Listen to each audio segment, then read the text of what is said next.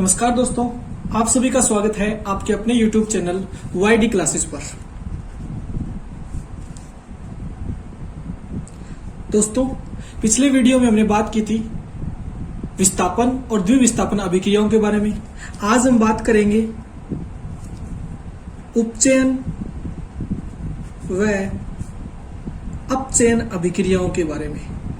उपचयन व अपचयन अभिक्रियाओं के बारे में। इन्हें हम ऑक्सीडेशन, रिडक्शन, रिएक्शंस भी कहते हैं। इनका दूसरा नाम क्या होता है? Oxidation, reduction, reactions. अब बात करते हैं कि ऑक्सीडेशन से मतलब क्या होता है या उपचयन क्या होता है। देखिए, उपचयन को ऑक्सीकरण भी कहा जाता है। क्या कहा जाता है? ऑक्सीकरण। उपचयन या ऑक्सीकरण क्या होता है? तो अगर हम परिभाषिक रूप से बात करें, इसकी एक परिभाषा दे तो क्या देंगे? देखिए, ऑक्सीजन का योग, ऑक्सीजन का योग या हाइड्रोजन का ह्रास, ऑक्सीजन का योग या हाइड्रोजन का ह्रास ऑक्सीकरण ऑब्लिग उपचयन कहलाता है। ऑक्सीकरण या उपचयन कहलाता है। इसका मतलब क्या हुआ? मान लीजिए कोई रासायनिक अभिक्रिया हुई, उसमें किसी पदार्थ में ऑक्सीजन का जुड़ाव हो गया, ऑक्सीजन का क्या हो गया? जुड़ गया, ऑक्सीजन का योग हो गया, या फिर हाइड्रोजन उस पदार्थ में से निकल गया, हाइड्रोजन का ह्रास हो गया, तब हम कहेंगे कि उस पदार्थ का क्या हो गया? ऑक्सीकरण या उपचयन हो गया। क्या हो गया? ऑक्सीकरण या उपचयन हो गया। फिर बात करते हैं अपचयन क्या होता है।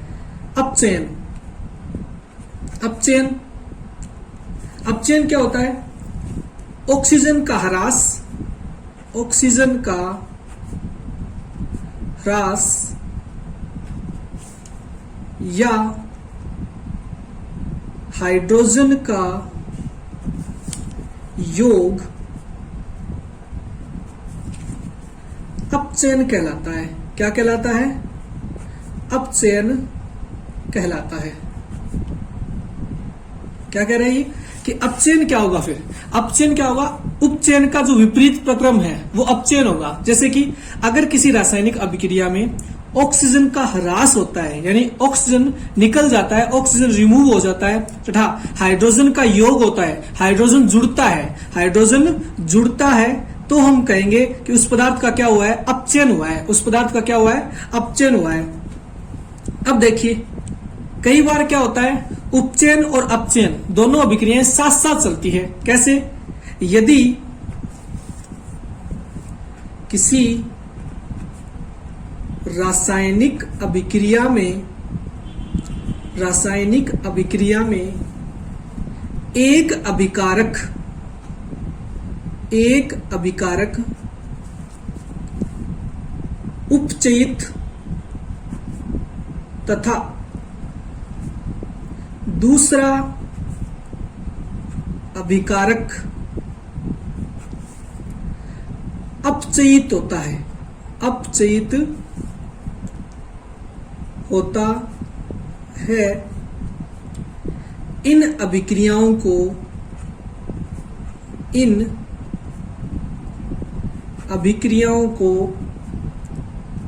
उपचयन, अपचयन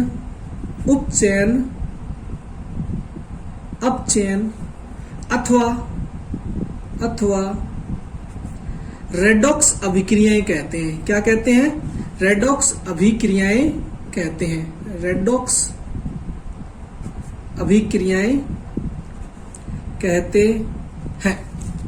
ये क्या कह रहा है कि मान लीजिए कोई रासायनिक समीकरण है, कोई रासायनिक अभिक्रिया हो रही है, उसमें एक अभिकारक कौन होते हैं? वे पदार्थ जो रासायनिक अभिक्रिया में भाग लेते हैं, अभिकारक।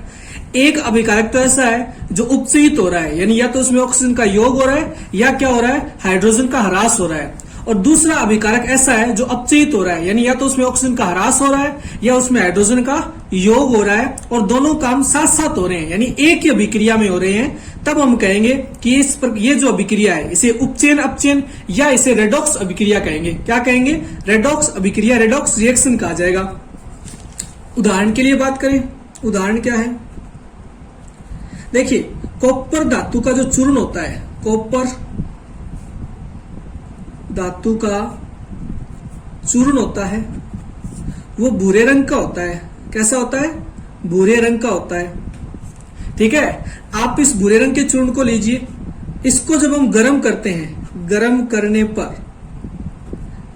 करने पर, ठीक है, जब इसको गर्म किया जाता है तो ये काले रंग का हो जाता है, काले रंग का हो जाता है।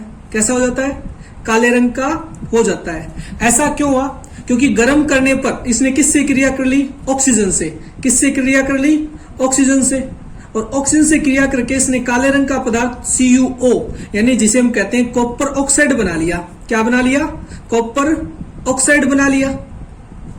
ठीक है, अब देखिए क्या हुआ, कॉपर धातु का चूर्ण जो था उसको भूरे रंग का था, उसको हमने जैसे ही गर्म किया तो वो काले रंग का हो जाता है, क्योंकि वो कॉपर ऑक्साइड का निर्माण कर लेता है। तो इसकी समीकरण क्या होगी? तो क्या होगा? Cu प्लस O2, इससे क्या बनेगा? CuO। संतुलित करने के लिए 2 यहां पे लगा देते हैं, 2 यहां पे, तो अब ये रासायनिक समीकरण संतुलित है। ऐसा कैसे हुआ? तापन करने पे हुआ, गर्म करने पर हुआ। ठीक है, इसका मतलब कॉपर ने ऑक्सीजन से क्रिया की और कॉपर ऑक्सीजन के साथ जुड़ गया। कॉपर और ऑक्सीजन का क्या हो गया? कॉपर में ऑक्सीजन का क्या हो गया? संयोग हो गया। ठीक है, योग हो गया, संयोग हो गया, कॉपर ऑक्सीजन से जुड़ गया। इसने क्या बना लिया? ये थी कॉपर धातु, कॉपर चूर्ण भूरे रंग का, ये थी ऑक्सीजन गैस। दोनों ने आपस में क्रिया की और काले रंग का कॉपर ऑक्साइड चूर्ण बना लिया। क्या बना लिया? कॉपर ऑक्साइड बना लिया।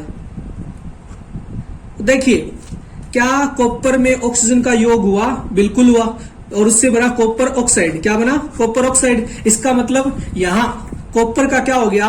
ऑक्सीकरण हो गया। कॉपर का क्या हो गया? ऑक्सीकरण, जिसे हम कहते हैं ना उपचयन हो गया, क्योंकि इसमें क्या हुआ है? ऑक्सीजन का योग हुआ है, ऑक्सीजन का योग हुआ है। यानी इस अभिक्रिया में कॉपर धातु में ऑक्सीजन का योग हुआ और उससे कॉपर ऑक्साइड बना। तो हम यहाँ पे क्या कह सकते हैं? हम यहाँ कह सकते हैं कि उपरोक्त अभिक्रिया में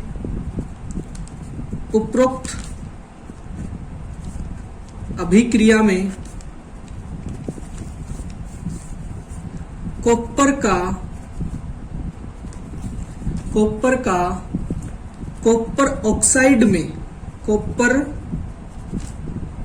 ऑक्साइड में उपचयन या ऑक्सीकरण हुआ है, या क्या हुआ है? ऑक्सीकरण हुआ है।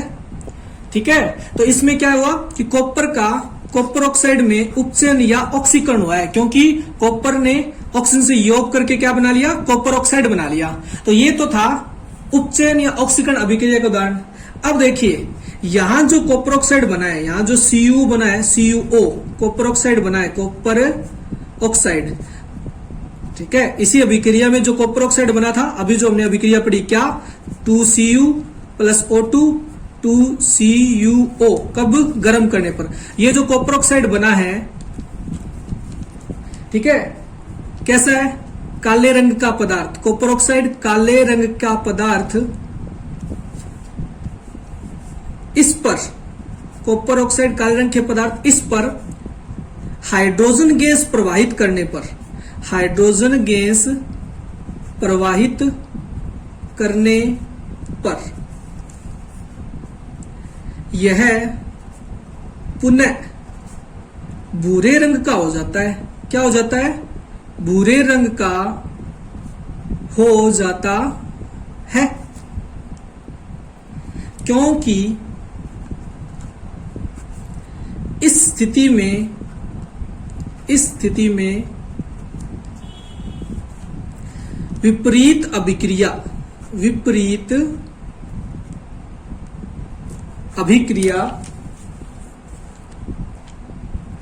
संपन्न होती है, विपरीत अभिक्रिया संपन्न होती है तथा हमें पुनः कॉपर चूर्ण प्राप्त होता है। कॉपर चूर्ण प्राप्त होता है। देखिए क्या होता है, कॉपर ऑक्साइड जो है काले रंग का पदार्थ बना था, अभी अभी हमने देखा। इस काले रंग के पदार्थ पर आप दोबारा क्या कीजिए, हाइड्रोजन गैस प्रोवाइड कीजिए। क्या करेंगे हम, हाइड्रोजन गैस जो है ना ये प्रोवाइड करेंगे, तो ये काले करने पर यह पुनः भूरे रंग का हो जाता है, तो ये काला रंग वापस क्या हो जाएगा, भूरे रंग में बदल जाएगा। ऐसा क्यों हुआ, क्योंकि इस स्थिति में विपरीत अभिक्रिया हो गई। पहले क्या हुआ था, कॉपर का ऑक्सीजन से जुड़ा हुआ था, अब यहां से ऑक्सीजन निकल गई, यानी कॉपर जो है इसके कॉपर ऑक्साइड के पास जो ऑक्सीजन थी उसने उसको छोड़ दिया, उसने उसको त्याग दिया।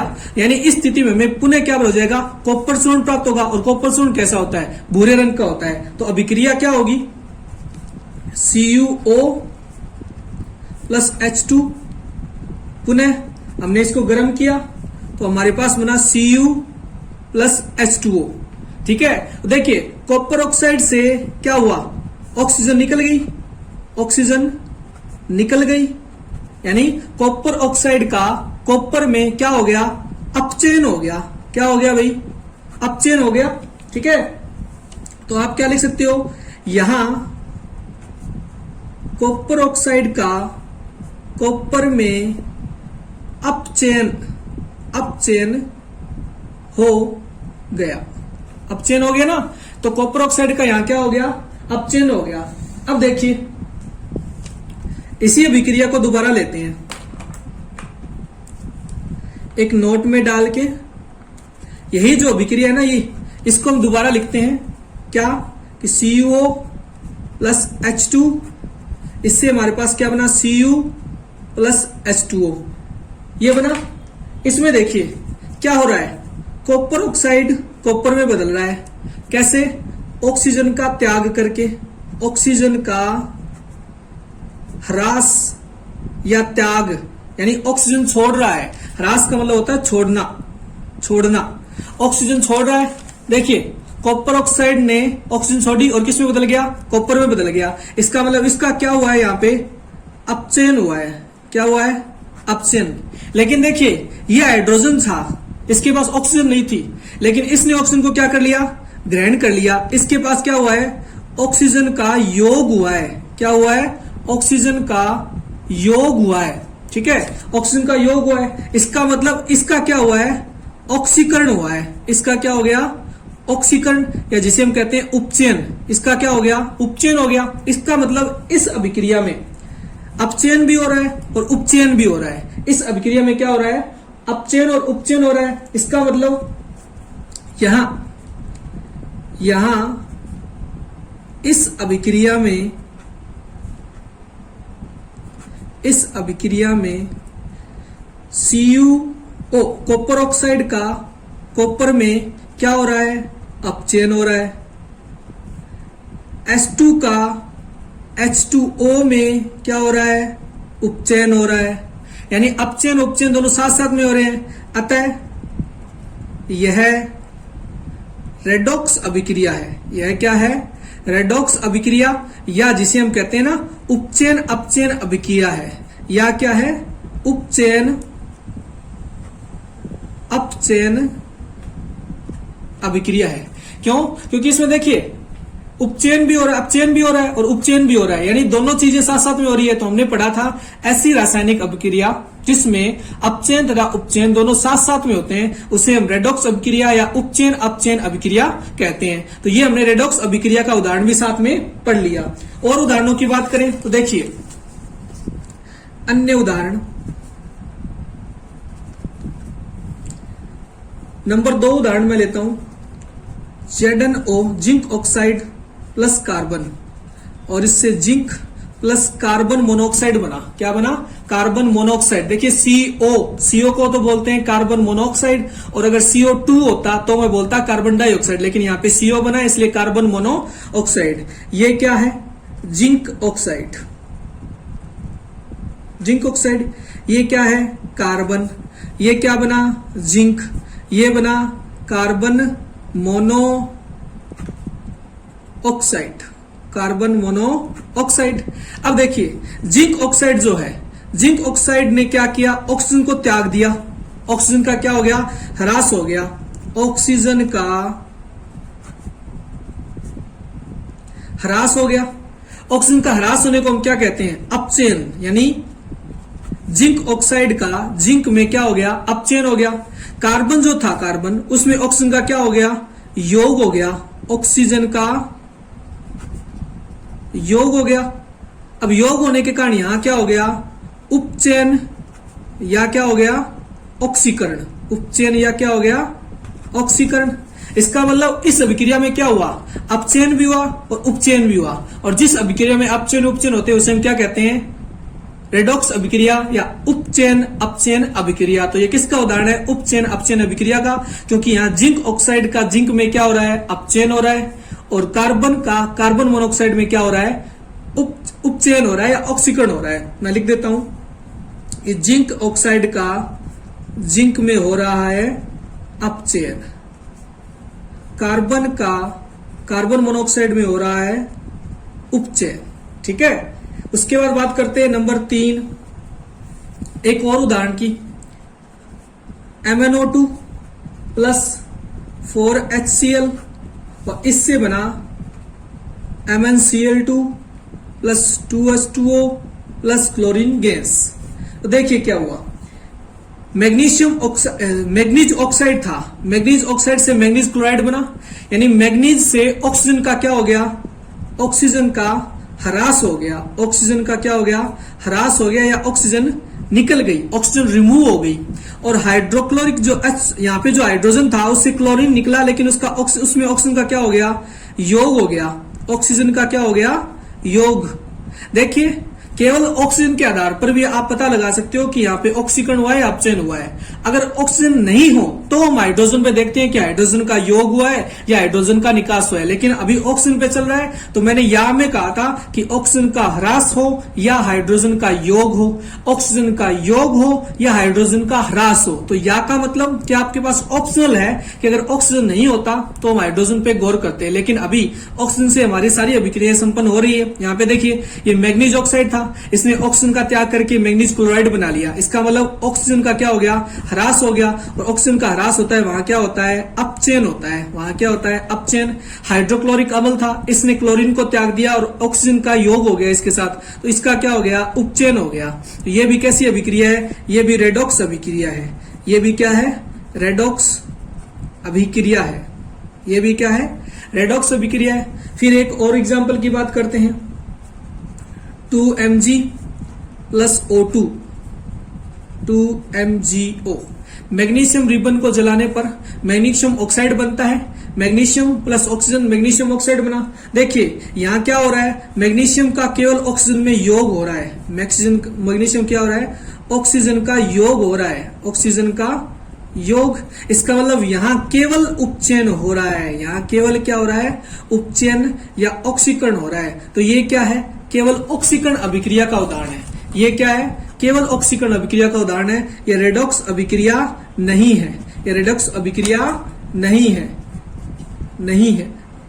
तो क्या है ये केवल ऑक्सीकरण अभिक्रिया है। ऑक्सीकरण या उपचयन अभिक्रिया है। ये क्या है, ऑक्सीकरण या उपचयन अभिक्रिया है, रेडॉक्स अभिक्रिया नहीं है, क्योंकि यहाँ पे केवल ऑक्सीजन का योग हो रहा है। कोई ऐसा नहीं हो रहा कि किसी से ऑक्सीजन हट रही हो, ऐसा कुछ नहीं हो रहा। यहाँ केवल ऑक्सीजन का योग हो रहा है, तो हम इसे कहेंगे ये केवल उपचयन या ऑक्सीकरण अभिक्रिया का उदाहरण है। अब हम देखते हैं कि इन ऑक्सीकरण अपचयन या जो उपचयन अपचयन अभिक्रियाएं हैं, इनका हमारे दैनिक जीवन में क्या उपयोग है। तो हमारा टॉपिक क्या रहेगा, हमारा नेक्स्ट टॉपिक है दैनिक जीवन में अपचयन उपचयन अभिक्रियाओं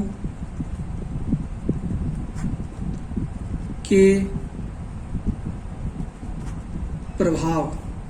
हमारे डेली लाइफ में अपचयन उपचयन अभिक्रियाएं कहाँ काम में आती हैं, इनके क्या क्या प्रभाव है। तो चलिए शुरू करते हैं। सबसे पहला जो एक अच्छा जो उदाहरण है जो आप डेली लाइफ में देखते हो बहुत बार, वो हम देख लेते हैं। इसमें देखिए सबसे पहली जो घटना है उससे आप सभी जानते हो, उसका नाम है संक्षारण। संक्षारण क्या है? संक्षारण। संक्षारण की अगर मैं बात करूं, संक्षारण होता क्या है? तो देखिए, जब कोई धातु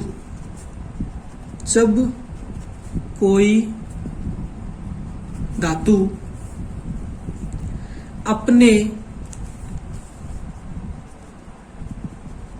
आसपास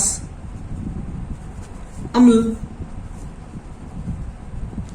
आर्द्रता आदि के संपर्क में आती है, तब ये संक्षारित होती है। संक्षारित होती है और इस प्रक्रिया को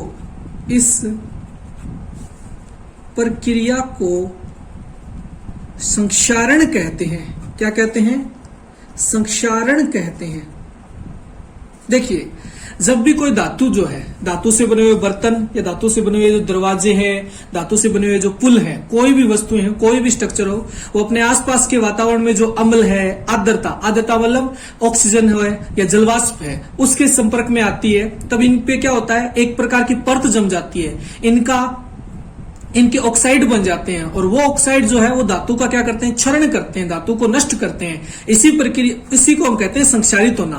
तो ये संक्षारित हो जाते हैं, और ये जो प्रक्रिया है इसे कहा जाता है संक्षारण। क्या कहा जाता है? संक्षारण। ये जो प्रक्रिया हो रही है इसे तो क्या जाएगा? संक्षारण। और धातु के ऊपर परत आने को कहेंगे हम संक्षारित होना। क्या कहते हैं? संक्षारित होना। उदाहरण के तौर पर बात करें, उदाहरण नंबर 1, आप सबने देखा होगा कि हमारे घर पे जो चांदी के आभूषण होते हैं, उनको काफी दिनों तक जब पड़े रहते हैं तो उनके बाद उनके ऊपर एक काली रंग की परत आ जाती है। इसका मतलब चांदी के ऊपर काली परत का आना। चांदी के ऊपर काली परत का आना क्या है? संक्षारण का एक उदाहरण है। नंबर 2, तांबे के जो बर्तन होते हैं उनके ऊपर हरी परत का आना। हरी परत का आना, यह भी किसका उदाहरण है? संक्षारण का उदाहरण है। नंबर 3, लोहे के ऊपर जंग की भूरी परत का आना। लोहा जो होता है, लोहे के ऊपर जंग की जो भूरी परत आ जाती है, वो भी किसका उदाहरण होता है? संक्षारण का उदाहरण है। ठीक है। अब देखिए क्या होता है, संक्षारण के कारण हमारे आसपास की जो संरचनाएं होती है, पुल वगैरह होते हैं, उनको बहुत ज्यादा नुकसान होता है, और ये हमारे पर्यावरण में एक गंभीर समस्या के रूप में है, संक्षारण की समस्या। तो आप लिख सकते हो, आप संक्षारण के कारण, इसमें एक पॉइंट ऐड कर सकते हो, संक्षारण के कारण धातु से बनी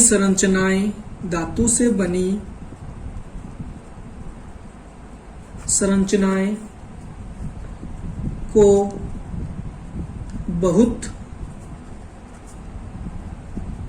क्षति होती है। अतः यह एक गंभीर समस्या है। यह क्या? एक गंभीर समस्या है। संक्षारण के कारण क्या होता है? धातु के बने जो स्ट्रक्चर्स होते हैं, जैसे लोहे के पुल होते हैं, या जो हमारे दरवाजे होते हैं, खिड़कियां होती है, लोहे की बनी जो टेबल्स, कुर्सियां होती है, उनको बहुत ज्यादा नुकसान होता है। प्रतिवर्ष जो जहाज होते हैं उनमें लोहे के जो इस्पात होता है, इस्पात के संक्षारण के कारण बहुत ज्यादा नुकसान होता है। विश्व के अंदर अगर हम कैलकुलेट करें तो ये जो संख्या है, ये राशि में बहुत बड़ी राशि होगी। तो ये एक हमारे पर्यावरण की, हम बोल सकते हैं कि हमारे एक जीवन की एक बड़ी गंभीर समस्या है। तो फिर इसका उपचार क्या है? इसका उपाय क्या है? इसका उपचार क्या है?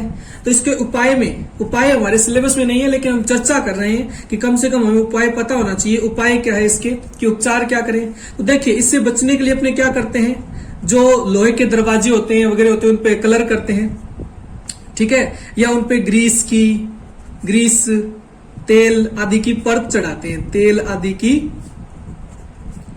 परत चढ़ा देते हैं, परत चढ़ा देते हैं। नंबर 2, आजकल क्या हुआ है, मिश्र धातुएं बनने लगी है। क्या बनने लगी है? मिश्र धातुएं। मिश्र धातुएं यानी जो धातु होती है उसमें अन्य कोई अधातु या धातु मिश्रित करके, अधातु या धातु जो है उसको मिश्रित करके धातु के गुणों में सुधार किया जाता है, जिससे उस पर जंग नहीं लगता या उसका संक्षारण नहीं होता। तो मिश्र धातुएं भी इसके एक उपाय के तौर पर है। Number 3, galvanisation. गैल्वेनाइजेशन जिसे हम यशद लेपन कहते हैं। क्या कहते हैं? यशद लेपन। इसमें क्या होता है, लोहे की धातु पर जिंक की परत चढ़ाते हैं। लोहे की जो धातुएं होती है उस पर जिंक की परत चढ़ा देते हैं, जिंक की परत चढ़ा देते हैं, जिससे उसका संक्षारण जो है वो नहीं होता है। संक्षारण जो है वो संक्षारण नहीं होता है। तो देखिए, संक्षारण के पीछे मुख्य जो कारण है वो क्या है कि लोहे की जो धातु के जो ये बर्तन वगैरह होते हैं इनका ऑक्सीजन से संयोग कर लेना। और हम जानते हैं कि ऑक्सीजन से क्रिया करना क्या होता है, उपचयन होता है। उपचयन यानी ऑक्सीकरण होता है। तो ऑक्सीकरण के कारण हमारे पास एक समस्या उत्पन्न हो रही है जिसे हम संक्षारण कह रहे हैं। तो हमने संक्षारण के बारे में पढ़ा, इसके उपाय पढ़े भी, इसके उपाय क्या करेंगे, तो ये सब इसके उपाय है। और ये एक समस्या है, या हमारे दैनिक जीवन में अब उपचयन का एक अनुप्रयोग के रूप में आप इसे देख सकते हो। उपचयन के अनुप्रयोग के रूप में आप इसे देख सकते हो। अब बात करते हैं एक दूसरी समस्या की जिसे हम कहते हैं विकृत गंधिता। क्या कहते हैं? विकृत गंधिता। नंबर 2 आती है विकृत गंधिता। तो विकृत गंधिता क्या होती है? देखिए, इसकी परिभाषा अगर बात करें विकृत गंधिता की कि विकृत गंधिता क्या है, तो देखिए, वसायुक्त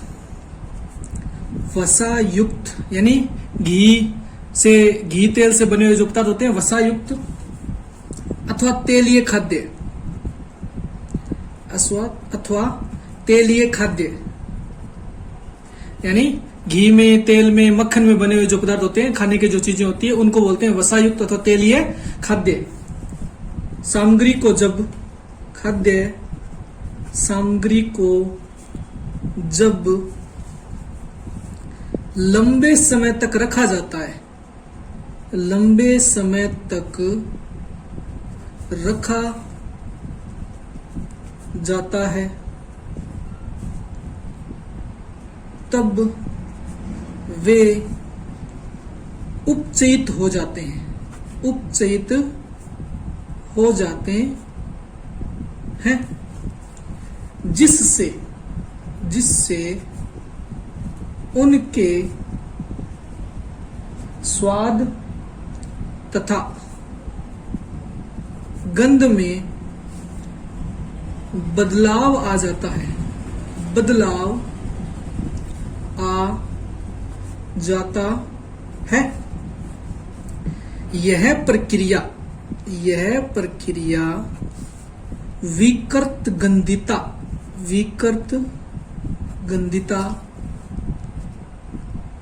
कहलाती है। क्या कहलाती है? विकृत गंधिता कहलाती है। देखिए क्या होता है, वसायुक्त अथवा तेलीय खाद्य सामग्री। वसायुक्त मतलब घी तेल से बनी हुई, घी से, मक्खन से बनी हुई चीजें जो है वो, या तेलीय खाद्य सामग्री को जब लंबे समय तक रखा जाता है, यानी ये लंबे टाइम तक जब पड़ी रहती है, तो वे वातावरण में उपस्थित जो ऑक्सीजन है उससे क्रिया कर लेती है और उनका क्या हो जाता है? उपचयन हो जाता है। वे उपचयित हो जाती है। क्या हो जाती है? उपचयित हो जाती है।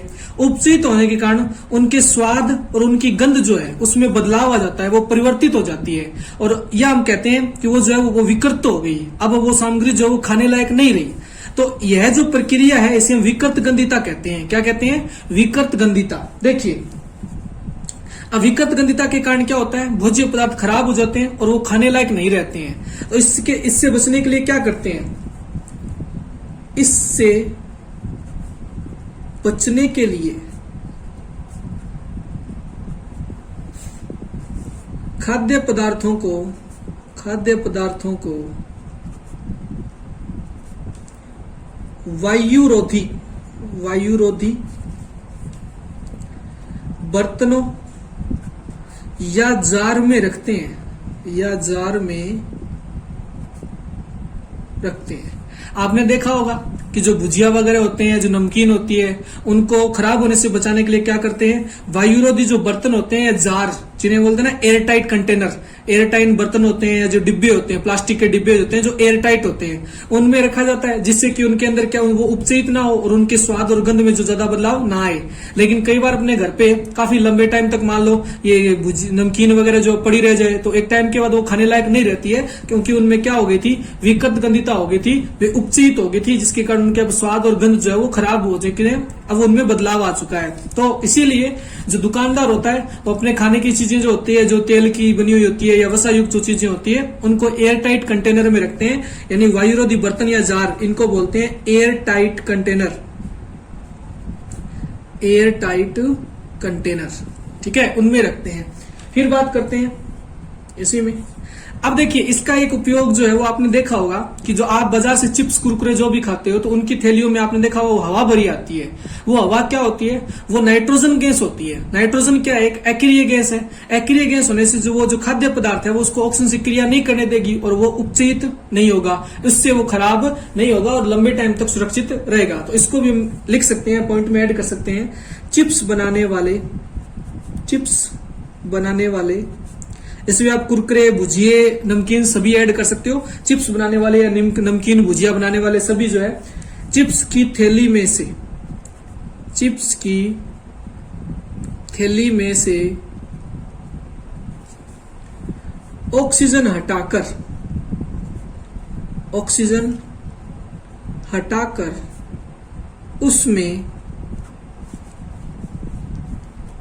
उसमें क्या करते हैं भाई, नाइट्रोजन, उसमें नाइट्रोजन जैसे कम सक्रिय गैस, नाइट्रोजन क्या है, एक अक्रिय गैस है, वातावरण से क्रिया नहीं करती है ये, इसलिए ये जो चिप्स वगैरह है उनको भी क्रिया नहीं करने देगी। कम सक्रिय गैस भर देते हैं जिससे जो चिप्स है या जो नमकीन है, चिप्स का उपचयन ना हो सके। तो ये आपने देखा कि चिप्स की जो थैली होती है उसमें कौन सी गैस भरी होती है, नाइट्रोजन गैस भरी होती है, क्योंकि ये कम सक्रिय गैस है। ये क्या है, कम सक्रिय गैस है, या इसकी जगह लिखा सकता है अक्रिय गैस है। अक्रिय गैस क्रिया नहीं करती है, अक्रिय गैस है, भर देते हैं। इससे क्या होगा, उपचयन जो है वो नहीं होगा। उपचयन नहीं होगा तो हमारा जो खाद्य सामग्री है या जो चिप्स वगैरह है वो लंबे टाइम तक क्या रहेंगे, सुरक्षित रहेंगे। तो इसी के साथ आपका ये लेसन जो है वो कंप्लीट होता है। अब हम इससे रिलेटेड कुछ एक क्वेश्चन है उनकी बात करते हैं, फिर इसके जो एक्सरसाइज में क्वेश्चन है उनको हम अगले वीडियो में कंप्लीट करेंगे। तो आगे कुछ प्रश्नों की बात कर लेता हूं मैं। इसी पेज पे जो प्रश्न है, प्रश्न नंबर 1 जो है वो क्या है, इसने कहा है कि जब लोहे की कील को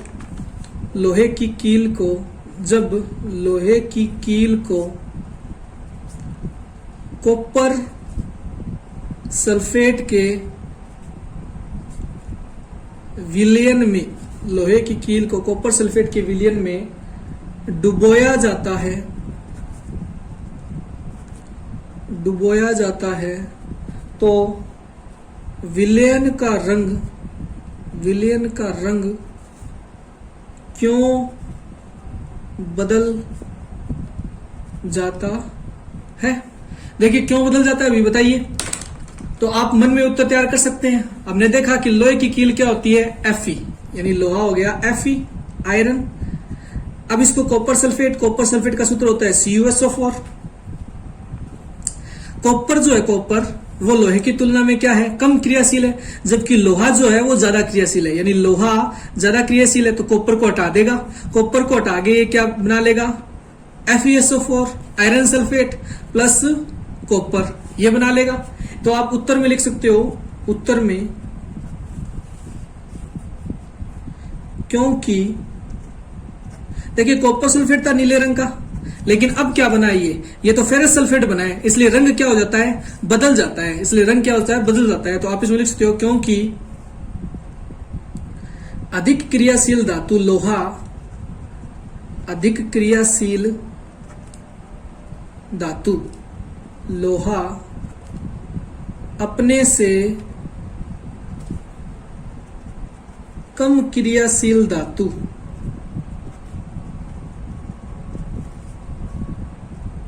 कॉपर को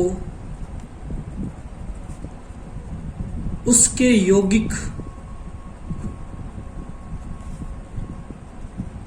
कॉपर सल्फेट से विस्थापित कर देती है, विस्थापित कर देती है, जिससे विस्थापन अभिक्रिया होती है और विलयन का रंग, जिससे विलयन का रंग बदल जाता है, विलयन का रंग बदल जाता है। क्या होता है? विलयन का रंग बदल जाता है। चलिए आगे बात करते हैं।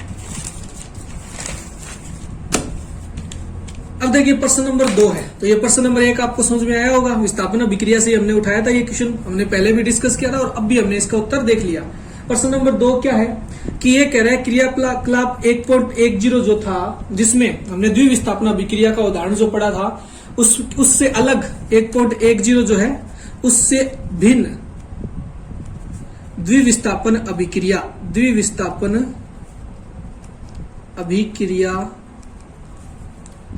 का उदाहरण दो। द्विविस्थापन अभिक्रिया के बहुत सारे उदाहरण हैं। इससे पहले भी मैं आपको 2 उदाहरण करवा चुका हूं, आप उनको पिछली वीडियो में जाके देख सकते हैं। इसके अलावा यहां मैं और अलग उदाहरण देता हूं, तो इसके उत्तर क्या होंगे। पहला उदाहरण अपने देते हैं CuSO4 कॉपर सल्फेट जब सोडियम हाइड्रोक्साइड से अभिक्रिया करता है तो इनके मध्य आयनों का आदान प्रदान होगा और उससे copper hydroxide plus sodium sulphate का निर्माण होता है। तो देखिए आयनों का आदान प्रदान हुआ, तो ये द्विविस्थापन अभिक्रिया का उदाहरण है। इसे हम कह देंगे कॉपर सल्फेट, ये सोडियम हाइड्रोक्साइड,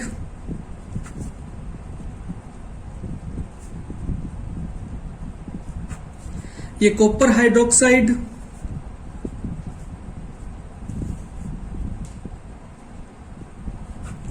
और ये बन गया सोडियम सल्फेट। ये क्या बन गया? Sodium sulphate. ये एक अन्य उदाहरण हो गया, भिन्न उदाहरण पूछा है तो ये एक अलग और उदाहरण हो गया। एक और उदाहरण ले लीजिए, सिल्वर नाइट्रेट की क्रिया पोटेशियम क्लोराइड से करवाते हैं तो इसमें पोटेशियम क्लोराइड उत्प्रेरक की तरह काम करता है और उससे हमारे पास silver chloride plus potassium nitrate का निर्माण होता है। तो ये तो हो गया सिल्वर नाइट्रेट। देखिए यहां भी क्या हुआ है? आयनों का आदान प्रदान हुआ है। आयनों का आदान प्रदान जहां होता है वो द्विविस्थापन अभिक्रिया का उदाहरण होता है। तो ये हो गया सिल्वर नाइट्रेट, ये हो गया पोटेशियम क्लोराइड, ये बन गया सिल्वर क्लोराइड और ये बन गया पोटेशियम नाइट्रेट। क्या बन गया? Potassium nitrate. तो ये क्या है? जो क्रियाकलाप 1.10 था उससे अलग द्विविस्थापन अभिक्रियाओं के उदाहरण है। तो आप इनको भी याद रख सकते हो एग्जाम में। अब यहां भी क्या हुआ है कि आयनों का आदान प्रदान हो रहा है, तो ये द्विविस्थापन अभिक्रिया ही है। आप गौर से देख लीजिए। जैसे यहां पे बात करूं मैं तो Cu+2 SO4-2, यहाँ Na+1 OH-1। अब देखिए यहां से क्या हुआ, Na जो है उसको तो ऐसे SO4 के पास चला गया और Cu जो है वो यहां आ गया। देखिए Cu कॉपर हाइड्रोक्साइड बन गया और सोडियम सल्फेट बन गया, यानी आयनों का क्या हुआ है? आदान प्रदान हुआ है। इन अभिक्रियाओं में क्या हो रहा है? आयनों का आदान प्रदान हो रहा है। और हम जानते हैं ऐसी अभिक्रियाएं जिनमें आयनों का आदान प्रदान होता है उसे हम क्या कहते हैं? द्विविस्थापन अभिक्रियाएं कहते हैं। क्या कहते हैं? द्विविस्थापन अभिक्रियाएं। प्रश्न नंबर 3 क्या है? प्रश्न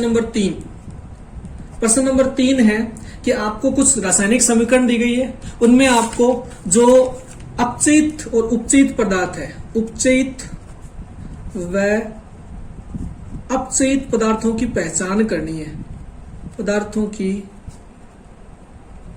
पहचान करनी है, ठीक है? पहचान करनी है अपचयित और उपचयित पदार्थों की। जैसे सबसे पहले मैं रिएक्शन की बात करूं, सबसे पहली जो अभिक्रिया दी हुई है वो है 4Na प्लस O2 गैस और इससे बना 4Na2O। तो देखिए यहां क्या हुआ है, सोडियम का ऑक्सीजन से क्या हुआ है, संयोग हुआ है। सोडियम के साथ ऑक्सीजन का क्या हुआ है, योग हुआ है, ऑक्सीजन का योग। ठीक है, इसका मतलब यहां ऑक्सीजन का योग क्या होता है, उपचयन।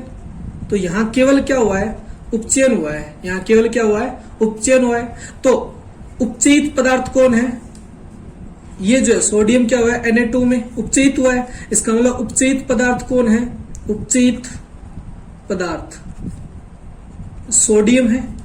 उपचयित किस में हुआ है, सोडियम ऑक्साइड में हुआ है, Na2 में हुआ है। उपचयित पदार्थ कौन है, सोडियम है।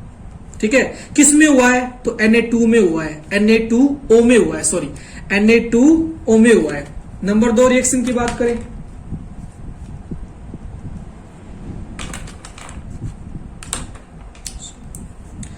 तो नंबर 2 रिएक्शन है copper oxide solid plus hydrogen gas, इससे बना क्या, कॉपर प्लस H2O लिक्विड। अब यहां देखिए कॉपर ऑक्साइड जो है उसमें से ऑक्सीजन का ह्रास हो गया, ऑक्सीजन जो है ऑक्सीजन वो रिमूव हो गई या निकल गई। तो ऑक्सीजन का निकलना क्या होता है, अपचयन। तो कॉपर ऑक्साइड का कॉपर में क्या हुआ है, अपचयन हुआ है। इसका मतलब अपचयित पदार्थ कौन है, अपचयित पदार्थ कौन है, कॉपर ऑक्साइड। किस में अपचयित हुआ है, Cu में हुआ है।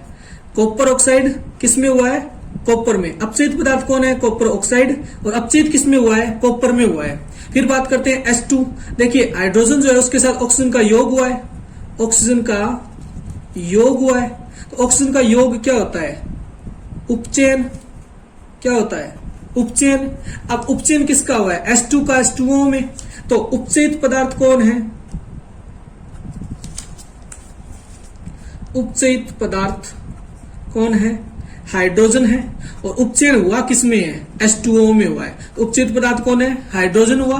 और हाइड्रोजन का उपचयन हुआ किसमें है, H2O जल में हुआ है। हाइड्रोजन उपचयित पदार्थ है, ठीक है, और इसका उपचयन हुआ किसमें, H2O में हुआ है। तो ये आपने देख लिया कि उपचयन और अपचयन कैसे होते हैं। ठीक है, तो इसी के साथ हमारा ये लेसन कंप्लीट होता है। इसके अभ्यास प्रश्न हम एक अलग वीडियो में, अगली वीडियो में करेंगे। धन्यवाद।